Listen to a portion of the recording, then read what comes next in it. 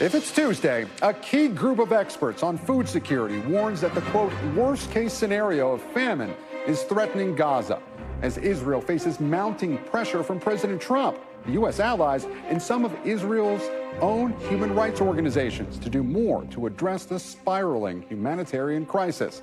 Plus, President Trump weighs an extended trade war truce with China as his top economic officials huddle with their Chinese counterparts ahead of the White House's August 1st tariff deadline. And officials say the gunman who killed 4 people in Midtown Manhattan, including an off-duty police officer, left a suicide note that mentioned the NFL, which had offices in the building he targeted.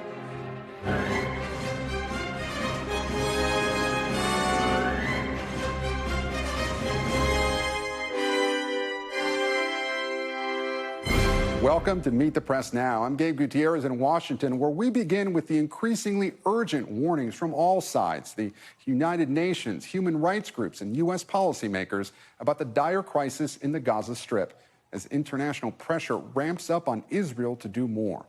Today, the UN-backed IPC, a panel of experts that monitors hunger around the world, warned the, quote, worst-case scenario of famine is unfolding in the Gaza Strip.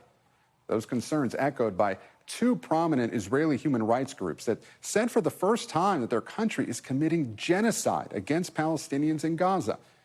Israel's government responding, calling the accusations obscene, saying Israel only targets Hamas and not civilians. Earlier this week, Prime Minister Netanyahu denied there was anyone starving in Gaza. Meanwhile, a senior White House official telling NBC News that President Trump was disturbed and troubled by the pictures of children starving in Gaza. Speaking to reporters on Air Force One on his way back to Washington, the president reiterated the horrific nature of the images coming out of Gaza and provided some more details about the U.S. food centers that he announced yesterday. A lot of money's been sent by other countries, but nothing compared to us. But a lot of things have been stolen. They send money, they send food, and Hamas steals it. So it's a tricky little game, but we're going to make sure we have some very good people. They're going to be watching it. Who is going to be running those food centers for you, and what kind of oversight Well, we're going to be dealing with Israel, and we think they can do a good job of it. There's nothing you can say other than it's terrible when you see the kids. And those are kids, whether they talk starvation or not, those are kids that are starving. Here in Washington, pressure is also ramping up on the Trump administration to step up its role in addressing the crisis in Gaza. Congresswoman Marjorie Taylor Greene, a Trump ally, became the first Republican to call the situation in Gaza a genocide. And today, a group of 44 Senate Democrats signed a letter to Secretary of State Marco Rubio and Special Envoy Steve Witkoff urging an expansion of humanitarian assistance and renewed efforts to reach a ceasefire agreement. During her briefing today, the State Department spokesperson called on the broader international community and humanitarian foundations to do more when it comes to surging aid into Gaza. As we've discussed, there has to be more. There's always had to be more. The calls from the president, from the secretary, and even GHF has been, have more, join us. Adding to the aid and to the mechanisms that are there is what we've all called for. It is not an indication that there should be only one. It should be, everyone should be contributing to helping to make a difference here. And in a sign of the immense political pressure many governments are now facing to take a tougher stance towards Israel, today UK Prime Minister Starmer announced his country will follow in the steps of France and move towards recognizing a Palestinian state unless Israel takes substantive steps to end the war in Gaza. NBC News International correspondent Matt Bradley is in Tel Aviv with the latest. Well, it's been 3 days since the Israelis started allowing other countries to airdrop aid into the Gaza Strip and allow shipments of aid by ground through trucks into the Gaza Strip, kind of opening very slightly the spigot of aid that had been allowed in Gaza after so many people there had been enduring months of an almost complete blockade of any aid going in. And now, just today, we've heard 2 very symbolic but very grim milestones for this conflict. Just today, earlier this morning, Palestinian health authorities said that 60,000 people have been killed so far in this conflict ever since those October 7, 2023 Hamas terror attacks set this off. We also heard from one of the main expert bodies on famine and food security in the world, designating that there is a major humanitarian crisis and a famine-like conditions in the Gaza Strip.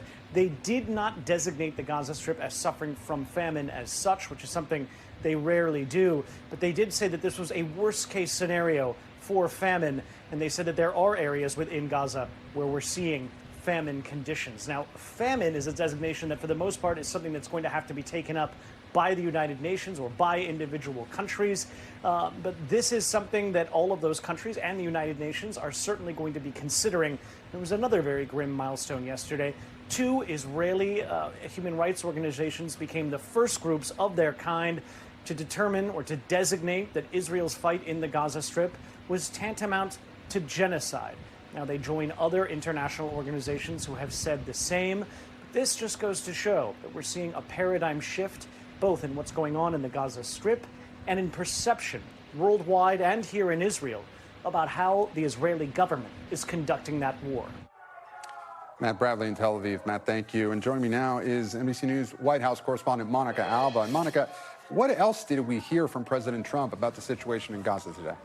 Yeah, well, and this comes, of course, Gabe, after those comments yesterday that were quite striking, where he did break with Prime Minister Netanyahu, saying specifically that he didn't accept his assessment that people weren't starving in Gaza. The president saying that he definitely saw those images on the news, and I'm told by a senior White House official that he was quite disturbed and troubled by those images, and he said that you can't fake something like that. So this is a moment where he is trying to talk about now a new U.S. aid plan, potentially some more food centers, he's saying, but we don't have many details about what that's going to look like and how that's going to work. So we've been pressing the White House for that, but it is a clear shift in his tone and in his language, and saying that the humanitarian aid just needs to be a priority, even though there are just very many questions still about how this conflict ends and what role the U.S. would play in that, Gabe. You know, Monica, do you get the sense that there is growing pressure on the administration to convince Prime Minister Netanyahu to change course? And where does that relationship between Trump and Netanyahu even stand?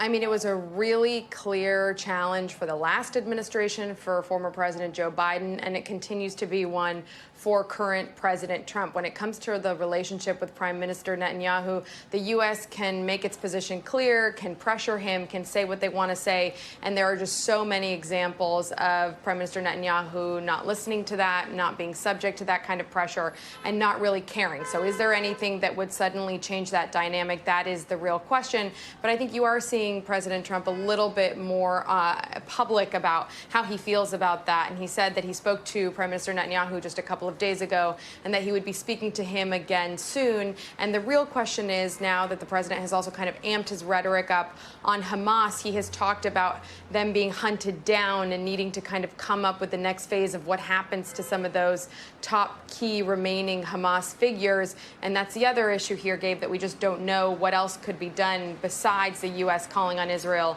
to do more to end this suffering for the population of Gaza and Palestinians. You know, Monica, earlier this year, the president talked about making Gaza the Riviera of the Middle East. He even suggested that the U.S. might take over Gaza in some way. Has the president's posture changed since then?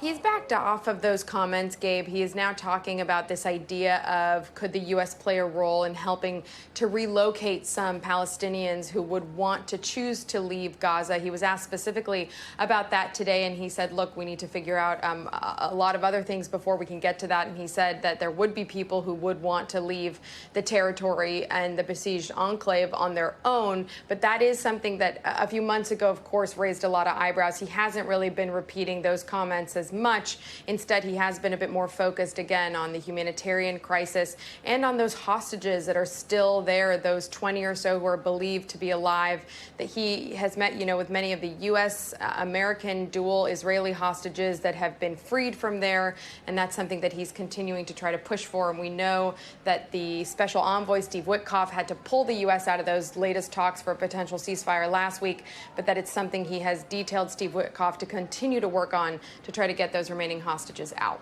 Gabe. Monica Alba, live for us outside the White House. Monica, thank you. And joining now is NBC News Chief Foreign Affairs correspondent and Chief Washington correspondent, Andrea Mitchell. Andrea, I want to play some of what the State Department spokesperson said today during the briefing. No one has denied. We have not denied it in this room. that the humanitarian assistance to this point has not been enough. My argument is that it would never be enough in that obscene, unnatural environment. And so we're proceeding in that regard, and of course, with President Trump's leadership, as he noted yesterday, to do even more to assist when it comes to food and other aid. So, Andrea, as you know well, before today, the State Department had been touting the efforts of the U.S. and Israeli-backed aid group. How significant of a shift in rhetoric is this? 180 degrees by the president and, of course, by his State Department spokeswoman, because they were saying that the Gaza Humanitarian Foundation was doing enough. But the basic facts that were visible on video, what the president was seeing, was just so compelling. He said, you can't fake that. That is starvation. Despite what the prime minister was saying was that there was no starvation. What are you going to believe, me or your lying eyes? And once the president said that, that changed everything. So this week is a dramatic turn. And now the State Department is saying, well, we're doing everything, we can. We have to do more, adjusting the message, if you will. But the bottom line was that the foundation, that was a joint Israeli-American venture, was only distributing food in 4 locations in the South, well guarded by the IDF, which is a violation of international law because the military is not supposed to be guarding food distribution. And that is in contrast to 400 sites all over Gaza, not just in the South, where Israel apparently wants people to move to, and the suspicion is that they will reoccupy the north and militarize it and create a zone of people in the south that they would follow the food. Of course, they're desperate for food. So in the World Food Program, the UN had 400 sites all over Gaza. This was 4 sites. It was never going to be enough, and they were very defensive about it. Well, Andrea, the UK Prime Minister, Keir Starmer, he joined French President Macron in announcing the UK will recognize a Palestinian state. So do you see this gaining momentum, and what would this mean in practice? Well, in practice, it's really not going to happen. For one thing, the Palestinian Authority has not reformed itself. Mahmoud Abbas is not popular with his own people. He is an elderly leader who has resisted bringing in more, newer people. There are so many Palestinians, economists and others who are experts and who could come in and really change the Palestinian Authority, the leadership in Gaza, to replace Hamas. And then that would enable and would basically give a green light to the very wealthy Gulf states, Saudi Arabia, the UAE, and others, who've said that they will come in then and both secure it and try to help rebuild it because it is a devastated zone. But none of that is going to happen unless there is some viable leadership other than Hamas. So that has been the holdup. And of course, there's no ceasefire. And right now, Hamas really has no leadership. And they were all assassinated by Israel, and now they are resisting all, obviously the Witkoff negotiations. But the starvation is a separate issue. It really has to be dealt with. And what the world community is saying is that there should not be a blockade. There should be truckloads of UN and other trucks, other agencies delivering food and fuel and water. And, what they need is baby formula. But now the infants are so malnourished that they can't even absorb the formula. So they need all kinds of special fluids. They don't have enough IV fluids. They don't have saline. They don't have enough anesthesia for operations. I interviewed a nurse today for our NBC News podcast, and it is really appalling, an American nurse. Andrea Mitchell, our Chief Foreign Affairs Correspondent. Andrea, as always, we thank you for your time. And we're also following major developments in the Trump administration's ongoing trade war with China. After 2 days of talks in Stockholm, China announcing today that it wants the ongoing tariff truce between the two countries to continue. The U.S. Trade Representative Jamieson Greer called the talks constructive and said President Trump has the final say. We're going to head back to Washington, D.C., and we're going to talk to the president about whether that's something that he wants to do. It's certainly something that's been under discussion. President Trump, meanwhile, weighed in on those trade talks on board Air Force One after speaking with his Treasury Secretary. I just had a phone call from Scott Bessent, and had a very good meeting with China. And it seems that, I mean, they're going to brief me tomorrow. We'll either approve it or not. But he felt very good about the meeting. Better than he felt yesterday. CNBC senior Washington correspondent Eamon Javers joins me now from Stockholm and just wrapped up an exclusive interview with Treasury Secretary Scott Bessent. Eamon, thank you so much for joining us. Help us understand where we stand with this tariff truce between the U.S. and China and what needs to happen before it can be implemented. Yeah, Gabe, the key thing that needs to happen is the sign-off from President Trump. And as you saw in that clip there, he seems ready to give it. All the body language here in Stockholm was positive, but the Treasury Secretary, when I sat down with him just a couple of minutes after he got off the phone with President Trump, was not willing to say that they're going to extend that August 12th deadline for another 90 days. There's been a lot of speculation that the purpose of this meeting in Stockholm was simply to kick the can down the road another 90 days and avoid a huge hike in global tariffs. They're not ready to say that they're going to do that just yet. Listen to what the Treasury Secretary told me just a short time ago. I'm going to see with Ambassador Greer tomorrow, and he'll have the final decision. I think our Chinese counterparts have jumped the gun a little and said that we do have an extension. I can say that the meetings were very far-reaching, robust, and highly satisfactory. So, Gabe, you see the Treasury Secretary there saying that the Chinese side jumped the gun a little. If you read between the lines, to me, it feels like we're going to get a Trump approval tomorrow of this deadline extension for another 90 days, and we'll see another sit-down between the two sides somewhere else on planet Earth. Won't be here in Stockholm in 90 days' time, but we have to wait for the president to give the official green light tomorrow. That's right. The president did seem a little bit more positive about it on Air Force One today, as we mentioned. So if the president does approve it, how long would this new truce last? Well, what they're talking about is another 90-day period, and then they have to have another face-to-face sit-down at that point. And you're looking at the Treasury Secretary was talking to him off camera. He said, maybe we'll do it in Portugal, maybe somewhere else. They're actively shopping for cities around the world that will host these talks. And so this becomes sort of, an endless series of meetings where they continually kick this can down the road, keep this truce in place as it is right now. I think companies, consumers, people who buy stuff in the United States all want this truce to stay in place because it doesn't raise prices. If the truce goes away, prices are going to go much higher for American consumers. And so I think a lot of people watching these talks want them to continue to extend this deadline. They prefer maybe a permanent solution, but that doesn't seem to be anywhere in the offing right now. And Eamon, there has been some concern that the U.S.'s trade deal with the EU could be on the rocks. Is the Trump administration concerned about that at all? Yeah, I asked the Treasury Secretary about that. There's one of the pieces of this deal that they announced on Sunday was that the Europeans said they would buy an additional $600 billion worth of products from the United States. But then after that deal was announced, the Europeans came out and said, well, those purchases are going to come from private companies, and we as the European government can't force private companies to make those purchases. So we don't really know if that'll happen. I asked Treasury Secretary Bessent if he thought that that's a real commitment or not. And he said, we're going to monitor that and we'll watch for it. And, if they're upset that those purchases are not coming, they might take action. But he said he's confident, at least for now, that those purchases will be coming for American companies. Eamon Javers with CNBC. Eamon, we thank you for bringing us that exclusive interview with Treasury Secretary Scott Bessent. Thanks. And as we speak about the war in Gaza, just a note, which many of you watching or listening may have noticed, there is a protest going on outside of our D.C. studios here. And coming up, new details on yesterday's deadly Midtown Manhattan shooting, including the suicide note found at the scene. We'll have the latest on the investigation and the hunt for a motive.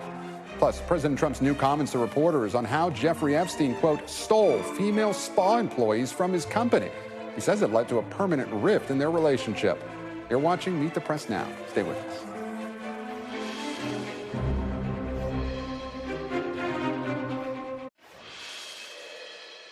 And welcome back. We're getting new details today about yesterday's mass shooting in Midtown Manhattan that killed 4 people, including an NYPD officer. Police say the gunman, captured in this photo, armed with an AR-style rifle, entered a high-rise office building on Park Avenue and opened fire in the lobby, killing an off-duty police officer who was working a security job. They say he then took an elevator to the 33rd floor, where he opened fire again before taking his own life. Police have identified the gunman as 27-year-old Shane Tamura, a former high school football player and Las Vegas resident who officials say has a documented mental health history. New York City Mayor Eric Adams says investigators are determining if he was targeting the NFL's offices, which are located in that building. He talked about CTE. He was not an NFL player. We have reason to believe that he was focused on the NFL agency that was located in the building. Diderot Islam, the NYPD officer who was killed in the shooting, was a 36-year-old father of two, whose wife is pregnant with their third child. He was honored with a dignified transfer from the hospital to the medical examiner's office early this morning. He put himself in harm's way. He made the ultimate sacrifice, shot in cold blood, wearing a uniform that stood for the promise that he made to this city. He died as he lived, a hero. And joining me now is NBC News law enforcement and intelligence correspondent Tom Winter. Tom, thanks for joining us. Look, investigators say the gunman did leave behind a suicide note. What did that note tell detectives? And at this early stage of the investigation, do they have a potential motive here? Yeah, Gabe, I think it's gone a long way to exactly that point, which is the motive here. According to a number of law enforcement officials who have talked to us about this letter and a copy of it that we've reviewed here at NBC News, it's written on 3 pages. It's handwritten. It includes the password for his computer. And one of the things that he's hoping they do is look inside of it to look at what he says is some information about CTE, which is obviously an often talked about brain injury in a diagnosis of a brain injury as a result of playing contact sports. Certainly football, of course, is one of the primary sports where that disease has been discovered in former players. And so he wants them to look at that. He has a documented history of mental health, perhaps a pretty significant one over the course of the last several years. And he says that that might be tied to CTE as somebody who once played high school football. And then he references the NFL and he references the strength of the NFL and CTE. So all of that put together, and the fact that where the shooting occurred was at the NFL's headquarters here in New York on 345 Park Avenue, it's certainly pointing to detectives to at least at this stage of the investigation, think that this was the motivation behind this mass shooting attack. And so that's what they've keyed in on so far. Obviously, the investigation continues. There's several avenues they're still going to look into, Gabe. Well, speaking of the other avenues, what are investigators saying about the weapon that he used in the shooting? Yeah, so this is an AR, stands for Armalite assault rifle, style rifle, I should say. And one of the things that the mayor just said was apparently that the lower or the receiver of this, kind of the bedrock of the gun, if you're going to start to assemble an assault rifle type weapon, that the receiver of that was purchased by another individual, a friend of his. No reason at this point to suggest that the individual who purchased that was somehow assisting or aiding in this incident, this mass shooting. That's something that we're still trying to get some details on, and it's possible that that purchase was completely legal and that the two of them were putting together a gun so that they could use it for lawful purposes. Obviously, for the reason it was used last night was anything but. So that is something that they're looking into, and that's something that we typically see at this stage of the investigation. Where were the guns purchased? Were they legally purchased? Who purchased them? It's all part of the natural course of these types of investigations. And Tom, we did hear from President Trump this afternoon on Air Force One. He says that he has spoken to New York City Mayor Eric Adams about the shooting. The president also spoke to reporters this afternoon, making a hard term here. He was asked about a number of topics, including his relationship with Jeffrey Epstein and what caused their friendship to essentially have a falling out. Let's listen. He took people that worked for me, and I told him don't do it anymore, and he did it. And I said, stay the hell out of here. Epstein has a certain reputation, obviously. I'm just curious, were some of the workers that were taken from you, were some of them young women? Were some of them young women? Well, I don't want to say, but everyone knows the people that were taken. And it was the concept of taking people that work for me is bad. But that story's been pretty well out there. And the answer is yes, they were. Yes, they were young women. What did they do? In the spa. Did one of those stolen, persons, that include Virginia Jeffrey? I don't know. I think she worked at the spa. I think so. I think that was one of the people. Yeah. He stole her. And by the way, she had no complaints about us, as you know. None whatsoever. And so, Tom, that was a bit surprising to hear the president say that. Yesterday, he had talked about how Jeffrey Epstein had stolen some workers, but didn't detail what they were. And this is the first time we're hearing that they were actually young women who worked at the Mar-a-Lago spa. How significant is that?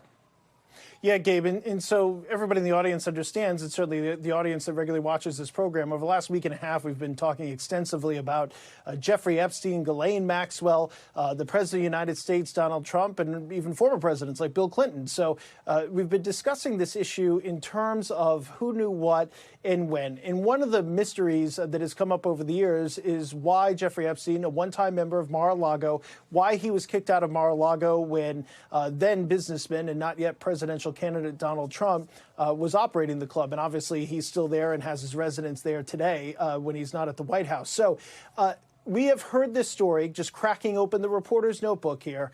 We have heard this story told very similarly from a number of individuals surrounding this incident, particularly as it pertains to Virginia Giuffre. And some of this has been elicited in testimony that has come out in court proceedings, both civil, criminal. And so this is not particularly a surprising story.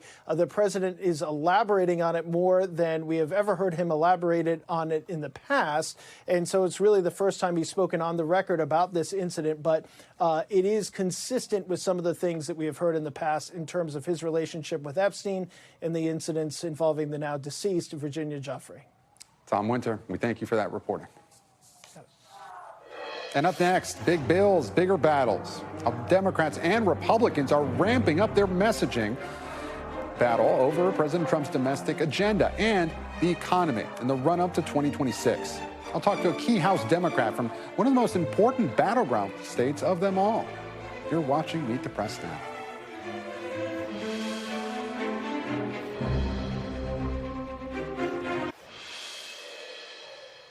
Welcome back. Right now, House lawmakers are at home in their districts as members on both sides of the aisle look to pitch their constituents on the impacts of the president's sweeping agenda law ahead of next year's midterm elections. It all comes as Vice President J.D. Vance was in Ohio yesterday, taking direct aim at Democratic Congresswoman Amelia Sykes, who's running in one of the top House battleground districts for opposing the package. Amelia Sykes is not here today. And you know why she's not here today? Because she's not celebrating no taxes on tips. She's not celebrating no taxes on overtime. She's not celebrating the highest rising take-home pay in 60 years because she fought us every step of the way on the big, beautiful bill. And joining me now is Pennsylvania Democratic Congressman Chris Deluzio. Congressman, thank you so much for joining us here on Meet the Press Now.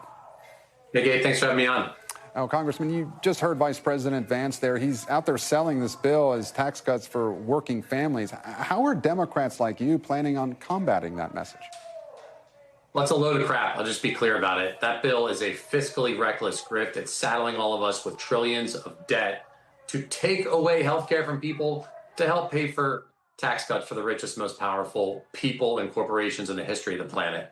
That's what that bill is. And by the way, the little bit that they did in that bill to take away tax on tips has an expiration date and a limit. You know, it doesn't have an expiration date. Tax cuts for billionaires that they gave that we're all going to be paying for, and my kids and grandkids will be paying for. Well, so I won't take any lecture on fiscal responsibility from these guys. I take your point, but without congressional action, taxes were set to go up on everyone. So what was the Democratic alternative to this bill? A tax cut for working class, middle class people who need tax relief. And someone who makes $1 billion a year, well, you know what? They could pay a little more in taxes. And we would take aggressive action to bring down the debt. What the Republicans just did with full control in Washington, pretty simple. Again, they're taking away health care, food assistance, all to pay for these tax cuts and saddling us with debt in the process. And speaking about health care, Congressman, yesterday the Vice President also said that the Medicaid changes in the bill were about preserving the program for those who really need it. What's your response to that? Yeah, you should go talk to the folks at a senior center. I was here visiting in my district in Western Pennsylvania today, who are already planning for what it will mean to see what these Medicaid cuts affect their ability to deliver care, how the SNAP cuts will affect not just the folks who they care for, but the workers in this industry, which is tough. They're planning, and I've heard from nursing home operators, I've heard from hospital operators, they're planning for dark days ahead because of these cuts. And Congressman, another big story that's been out there this month, and we talked about it earlier in the program, it's the saga surrounding government files on Jeffrey Epstein. Some of your colleagues, though, say it's not worth bringing up at all. Your state's senior senator, John Fetterman, just told NBC News that clearly it is a distraction. I'm much more concerned about more substantial things like cuts in Medicaid and now coming up in September, now not shutting the government down. I mean, there's so much more, I think, so much more impactful at this point for me. What's your take on that? Do you agree with Senator Fetterman? I care about those things, and believe me, I'm spending a lot of time protecting my constituents' health care, dealing with spending bills. And I think it's important for the American people to know that Donald Trump betrayed them. He's clearly afraid of what's in these Epstein files. He has lied to not just his voters, but the American people. And I saw the clip on the program a few minutes ago. He's talking about how he knew that Jeffrey Epstein was stealing people from his club in Mar-a-Lago, young women, and he did what about it? Nothing. And it's weak, it's dangerous, and it's pretty scary to say this guy knew what Epstein was doing and told no one about it. So you do want to release the files?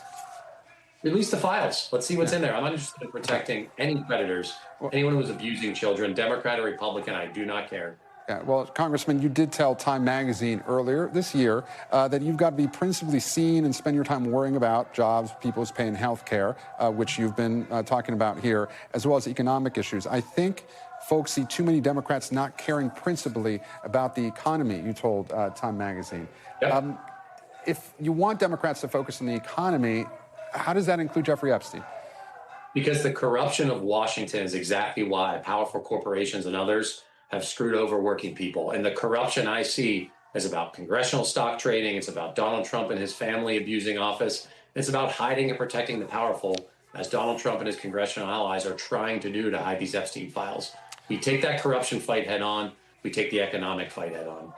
Congressman, a Wall Street Journal poll out this week had the Democratic Party with its worst ever standing among registered voters. Just 1 in 3 had a favorable opinion on the party. How do you explain that? Look, I think what I see in places like Pennsylvania is you got Democrats like me who can win, who are winning in tough districts.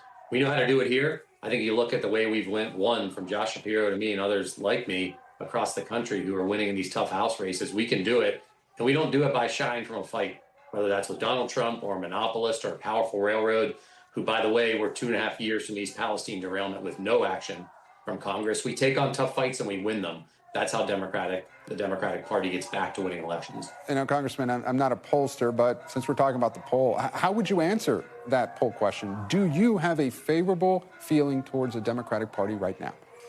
I got a favorable feeling toward Democratic Party in Pennsylvania. That goes right up through my governor, Josh Shapiro, who's going to win next year once he gets in. And look, again, I think we are doing things in Beaver County, Allegheny County, where I represent, where our local Democratic Party is showing up and fighting and winning elections. We need more of that in Washington and across the country. So you have a favorable feeling to the Democratic Party in Pennsylvania, you just said, but not the national party, to be clear. That's not what I said. I'm proud of the party that I'm a member of, and I will tell you that we are going to win the midterms next year and break this full Republican control in Washington. They have used that control once again to jack up the debt, to make all of us pay for these reckless tax giveaways. We need some real constraints on Donald Trump in Washington, and that's the case we're going to be making the American people for the next year and a half. And Congressman, let me ask you a big picture question here. What legislative and policy priorities do Democrats have if you do take over in 2027? Do they go beyond restoring the pre-Trump status quo? I'm not interested in restoring the status quo. I look at my part of the world in Western Pennsylvania. I look at places all over the country. People are mad. They feel like life is expensive. And we have to fix that. We have to restore the American dream. We got to make a booming economy that people are actually sharing in. So I'm not looking to go back to how things were. We got to make life better for people. We have to fight corruption wherever we see it. And again, I'm not interested in protecting anyone who's powerful, who's abusing people or ripping us off and killing small businesses. I can go on. And so that's the fighting spirit I want to see from Democrats. That's the pitch we're going to take in the midterms next year. And Democrats are going to make clear that these rising costs, which I see the polling, I talk to my constituents, rising costs are crushing people. Well, guess what? Donald Trump and Republicans control every level of power and government in Washington, and they have done nothing to stop rising costs. We're going to pound them on it. I'm curious about a little bit more about what you think about messaging, upcoming messaging for the Democratic Party. I want to put up something your state's governor, Josh Shapiro, said about New York City mayoral candidate Zohran Mamdani. He said, you have to speak and act with moral clarity. And when supporters of yours say things that are blatantly anti-Semitic, you can't leave room for that to sit there.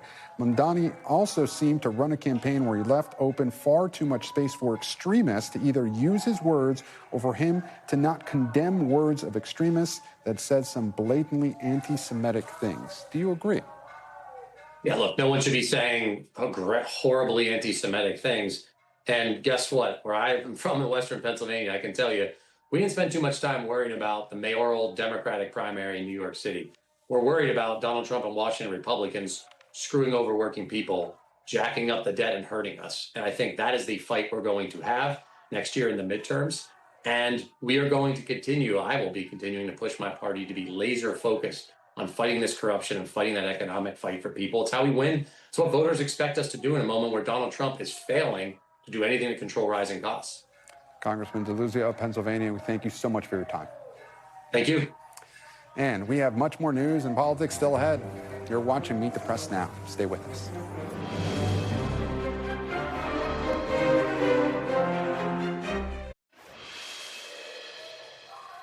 Hey, welcome back. Joining me now is the panel. On set with me here is Molly Ball, senior political correspondent for the Wall Street Journal, Democratic strategist Joel Payne, and Mark Short, former White House Director of Legislative Affairs in the first Trump administration, and he is also a Meet the Press contributor. Thank you all so much for joining me here. And by the way, as we mentioned earlier in the program, we should note for those viewers listening at home, there's a protest going on outside this building. The building houses several media outlets as well. But Molly, I do want to start with you, and I want to start where I started with the congressman. Vice President Vance, he has been on the road trying to sell the big, beautiful bill in Ohio. Let's take a listen to some more of what he had to say. If you go to Washington, you make some promises and you keep those promises. That's how you earn people's trust. That's how you earn people's vote. And that's exactly what President Trump has done. And I hope that people will reward us for it.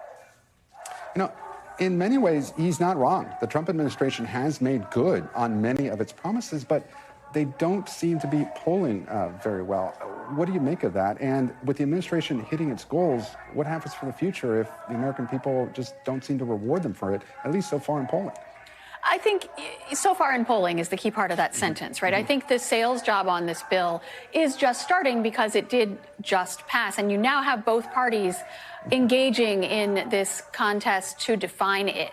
Republicans are starting out underwater, and the feeling among a lot of Republicans was that they lost ground over the course of the legislative fight because the Democrats were out there doing politics while they were in the room writing the legislation. I think it is still the case, though, that there are individual provisions of the bill that are popular, but most people don't know a lot about the specifics, and what they know, they don't like. Right. So when you talk about the macro, do people feel like Trump's delivered on his promises?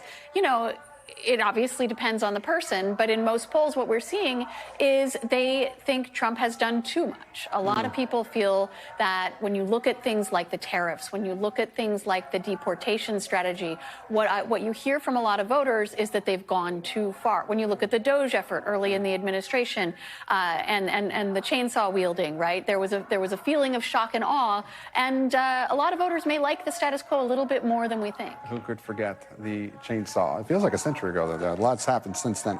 Mark, I want to turn to you. Do these poll numbers matter in a midterm election where the president, he'll essentially be a lame duck here? Will these poll numbers end up mattering? I think they matter, Gabe. I think the reality is that they should be out talking about the achievements here.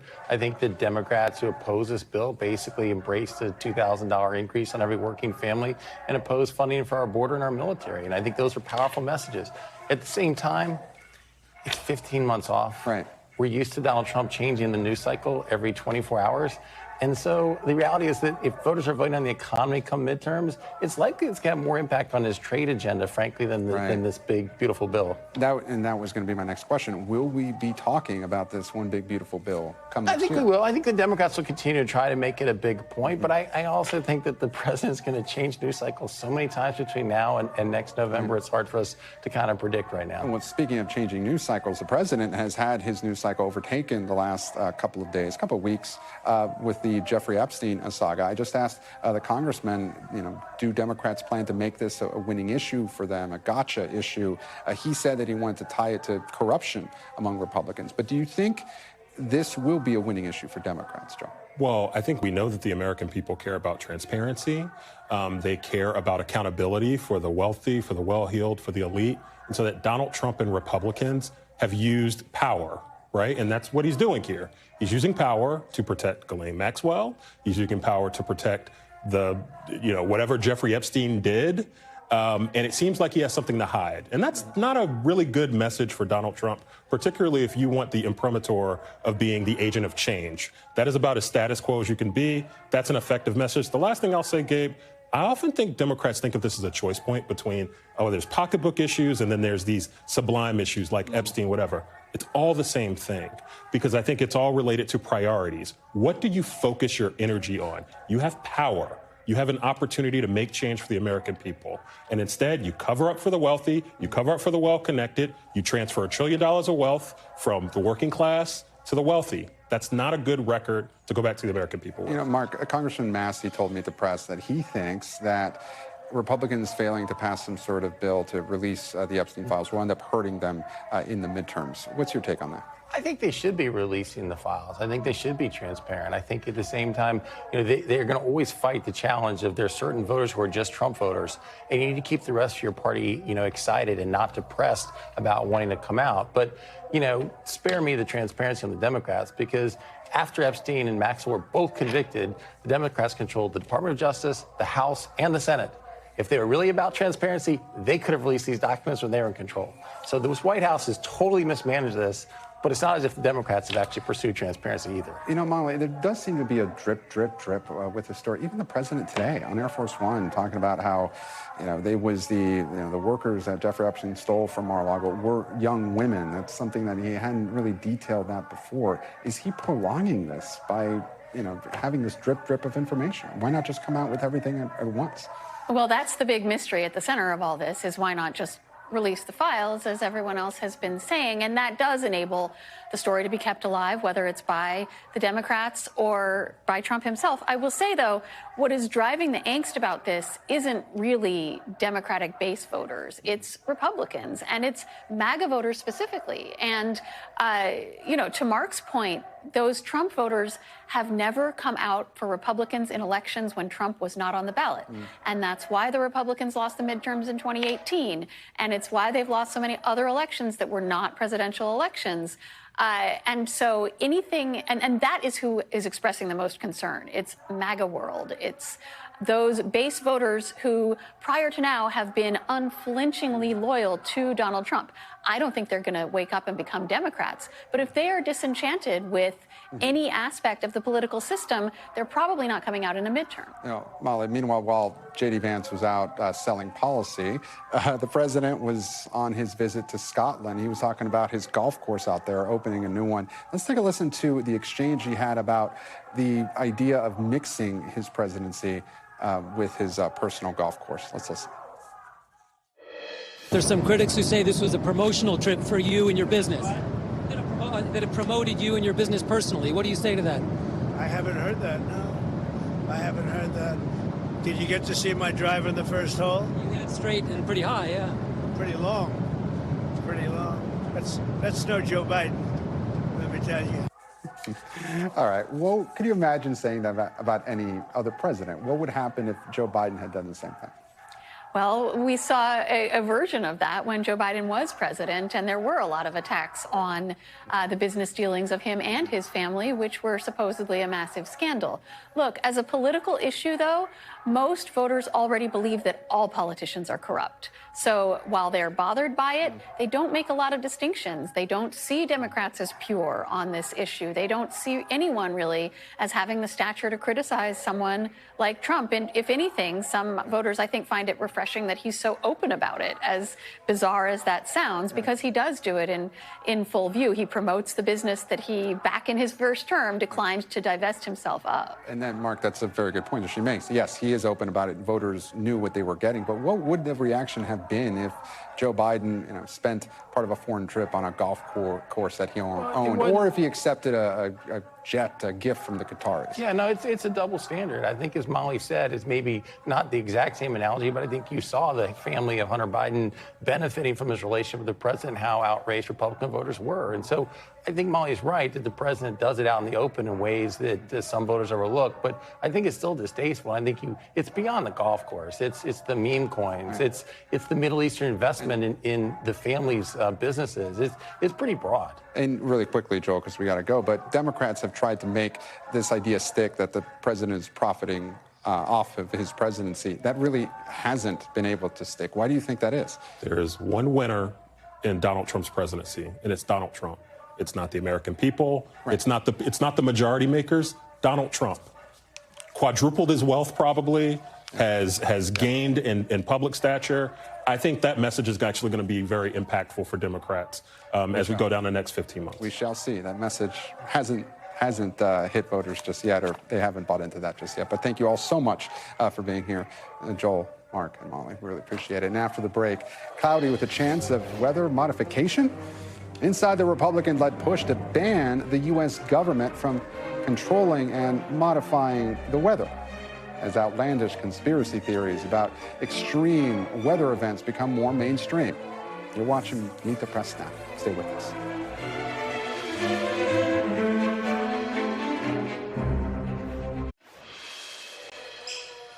Welcome back. The claim is outlandish that the government can control the weather. It can't. But the conspiracy theory appears to have gone mainstream in some conservative districts, fueled in part by a very real uptick in extreme weather, partly due to the impacts of climate change.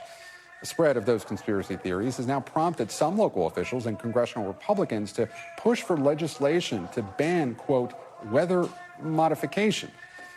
NBC News analysis found that GOP lawmakers in nearly 20 state legislatures have proposed such bills. Governors in 2 states have signed them into law. And in Congress, a pair of Republican lawmakers recently introduced a bill to punish alleged weather modifiers, citing concerns from their constituents. Georgia Congresswoman Marjorie Taylor Greene telling NBC News they're continually upset about it and they're engaged on it. I want to talk now with our reporters on one of those, on that piece, Alan Smith. Alan, this is great reporting. This has gained traction. What exactly is behind these conspiracy theories? So they're really aimed at cloud seeding, which is the practice of shooting basically silver iodide into clouds to draw out additional rainfall. But it's only really done on a very small scale. And they're also concerned about really stuff that's more at the theoretical end right now, science experiments, essentially seeing if there's any ways to reduce the impacts of climate change. But they're taking these things that are happening at a very small scale. They're mixing them with things like chemtrails that are not happening. And what you're getting is this legislation that aims to, ban what has been this conspiracy theory that has gained a lot of traction really over the last year. If you go back to Hurricane Helene, the idea that there was massive flooding that hit this very conservative area far from a coast really was gasoline. And, a lot of these bills have been proposed really within the last 18 months. Now, Alan, do lawmakers see any potential danger in actually feeding these kinds of theories? If you suggest natural disasters are the result of weather modification, pass a ban on it, and natural disasters keep happening, are your constituents just going to turn on you? I don't think the lawmakers really see the danger in that. Tim Burchett, who's one of the co-sponsors on the congressional legislation that Marjorie Taylor Greene is leading, he said essentially, look, if this isn't happening, then people have nothing to worry about. So they see that if these laws pass, right, and they have in a couple of states, Tennessee and Florida, then you're showing constituents that you're actually willing to do something about this concern that they're getting really a lot of calls at their offices about. But again, I mean, this extends beyond just the extreme weather events. People are concerned with the chemtrail conspiracy that people are, spraying these chemicals that are causing adverse health impacts. So there's a lot of things that the lawmakers can point to and say, see, we're working on this or that. Alan Smith, our NBC Politics reporter, thank you for that reporting. And thank you for watching. I'm Gabe Gutierrez. We're back tomorrow with more Meet the Press Now. But the news continues with Hallie Jackson right now. We thank you for watching. And remember, stay updated on breaking news and top stories on the NBC News app or watch live on our YouTube channel.